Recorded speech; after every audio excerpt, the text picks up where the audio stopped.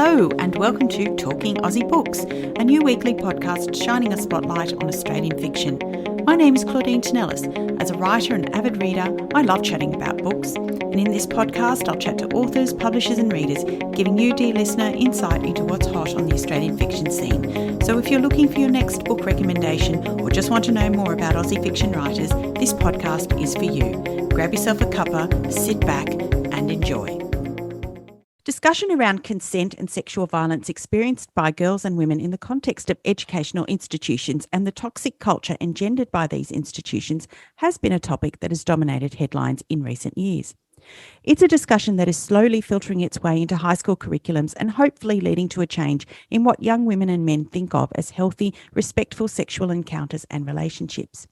And in a critically acclaimed debut novel called Love and Virtue, recently published by Ultimo Press, author Reid is contributing to that ongoing discussion with a fascinating work that explores this and other issues in the context of a contemporary university setting.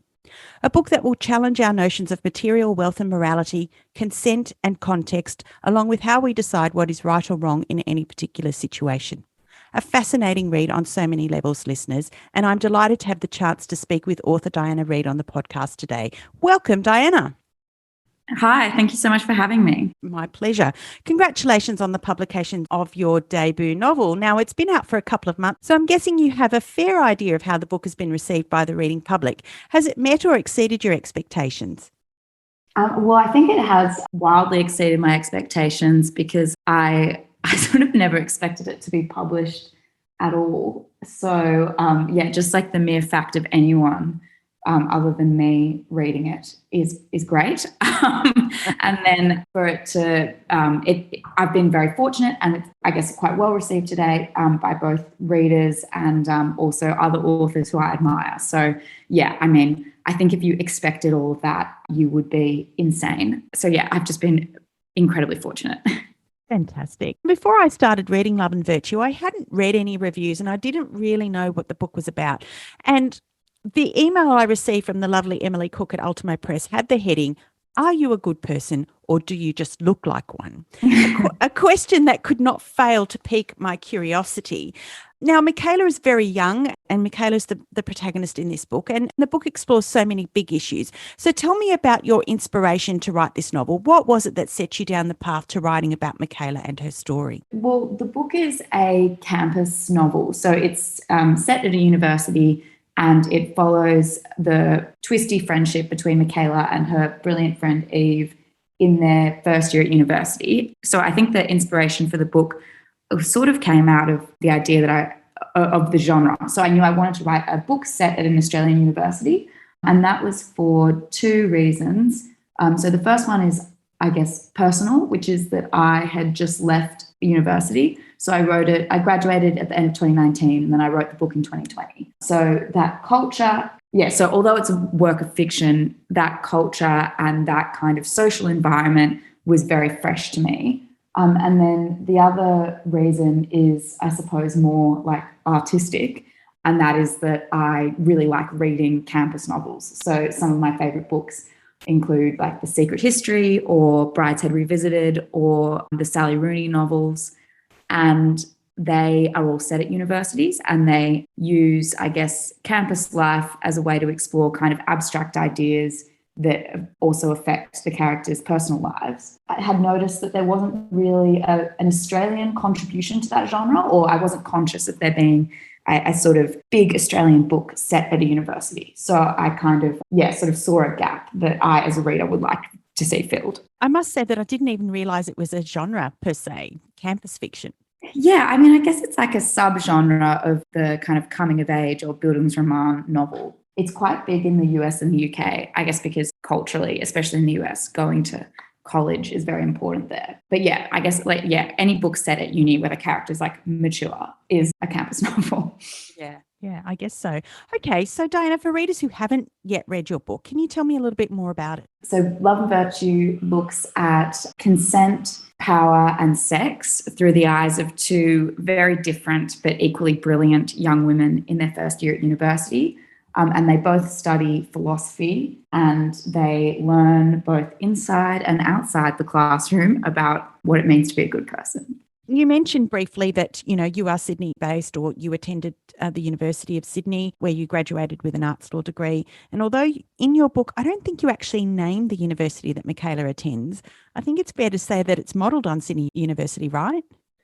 Yes, that's correct. So it's not, I think the reason I didn't name it is because I wanted it to, my ambition for it was that it would speak to people's experiences of that first year of like semi-adulthood where you go to university and you make a lot of mistakes and you grow up very quickly. And so I didn't want it to be sort of too tied to a particular place. But yeah, it is very much based on my, it's not sort of autobiographical in the sense that I'm nothing like the narrator and the events and the people in the book are all made up, but it's very much based on a setting that I was familiar with. Yeah. I guess I just wondered, because for me, and I didn't go to Sydney University, for me it was recognisably Sydney University. So I wondered why that instead of, making up a fictional campus. Well, I think that part of the reason is, I suppose I just wanted to have a bob each way. One reason is because the book looks at class and how class and privilege interplay with our idea of what it means to be good.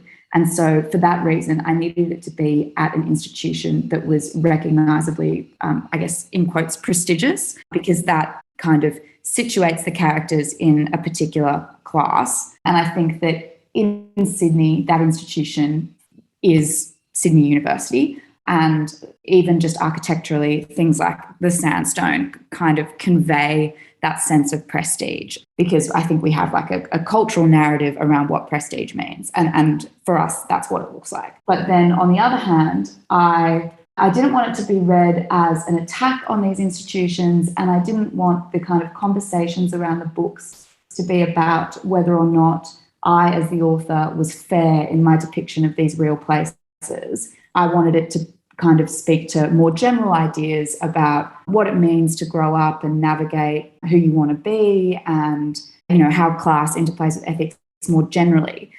So that's why I didn't want to name an institution, because I didn't want the book to kind of descend into, oh, well, did she portray this particular place accurately and was it fair? Although I said it was recognisably Sydney University, the college that Michaela lives at, Fairfax College, is actually fictional. So you're not pointing a finger at any particular residential college in that regard, right? Yeah, and I think that is kind of like, not to be cliche about it, but I do think that's like the power of fiction, that you can get people to think critically about experiences or even institutions that feel very personal. But because it's fictional, there's kind of that extra distance that allows them to adopt a critical stance. Whereas if it reads like it is about their actual life, then it can feel, I don't know, violating, or like people are being attacked, and then it's harder for them to engage with it with that critical distance that you really want. You said that the book is autobiographical, so I wanted to ask you, who or what inspired Michaela and Eve? That's a great question. I think that both of them kind of came out of the idea that I knew I wanted to write about, which was this like big abstract idea about the difference between actually being a good person or being someone who wants to look like a good person or seem to be good. And so I guess Michaela and Eve kind of demonstrate two sides of that coin. Eve is, I guess, sort of wrapped up in what we would now call kind of virtue signaling. So she's very clever and she's got very clear ideas about what's right and wrong. And she's very interested in performing those ideas for social capital. Whereas Michaela is much more reserved. And I kind of describe her as being like paralyzed by nuance. So she is very interested in interpersonal relationships, and she can see both sides of every conflict, but that kind of has its own complexities because it's very difficult for her to ever make any moral judgments, and she doesn't necessarily ever like get anything done. So I think the characters, both of those characters, were kind of born out of those two different approaches that I knew I wanted to demonstrate. Yeah, fantastic. Okay, so did you have to do any research to bring their experiences to the page in this novel? No, I don't think I did. I didn't do any active research because, as I said, it's sort of, I had just lived through university. So their kind of the sort of social groups that they're in and the kind of political conversations that they have are similar to those that I would have with my friends. And they like talk the way I would talk with my friends. I guess life was my research. Oh, fantastic. Look, as I mentioned in my introduction, the book does capture much of the debate and discussions that have centred around toxic cultures at residential colleges, which have stemmed from attitudes perpetrated by privileged members of society. Now, I know you said you didn't want to point a finger at any particular institution or residential college or say that you were speaking specifically or making judgment on those, but I wanted to ask you whether you thought that anything has or will change as a result of these recent discussions and spotlighting of these behaviours. Yeah, it's such a good question. I think that institutions are always as progressive or conservative as the people that inhabit them. And I do think that what we're seeing is genuine cultural change and new conversations, and that young people are alive to these issues and discussing them in different ways. So although I can't comment on how quickly the change will come, I am optimistic that it will happen organically as new and people with new ideas move through these institutions. The other thing that you explore in this novel is the power in the student-teacher relationship as well as in a sexual context. You explore this in quite some detail. So can you tell me about Paul and your inspiration for his character? Yeah, sure. I should emphasize here that Paul is completely fictional. My experiences at uni were like very wholesome and not novel worthy. There's just like no drama whatsoever. But I think it's not too much of a spoiler to say that there is a sexual relationship with a professor and a first year student in the novel. And what I was trying to do there was I was trying to show how our moral thinking is coded by like pre-existing narratives. So what I mean by that is that a student-professor affair is a bit of a cliche, and the characters in the book kind of recognise that. And one character in particular, Eve, who I was saying before, is very clear in her views of what's right and wrong. She looks at that relationship and she's very quick to say, well, that's morally wrong because he's older, he's a man, he's an academic. For all those reasons, he's in a position of power over you. But then Eve, throughout the course of the book, also exerts power over the narrator in ways that are harmful to her. But her power comes from being wealthy and beautiful and having a lot of social capital. And because her type of power doesn't fit into a kind of structure like patriarchy, it's much harder for her to see that she's perhaps also abusing power. And that's not to say that her abuse of power is, equivalent or that it should be dealt with in this, it should be similarly sanctioned or anything. It's more just to point out how much our moral thinking is coded by kind of social structures. For me, Eve was a very interesting character, to say the least. And I felt like I wasn't sure that I got a handle on who she was and why she was motivated to behave the way she did, other than to put it down to pure ambition. And maybe that's too simplistic a way of looking at her behaviour. But I think, like you, I believe that she had a much more black and white approach to morality rather than the shades of grey that Michaela had.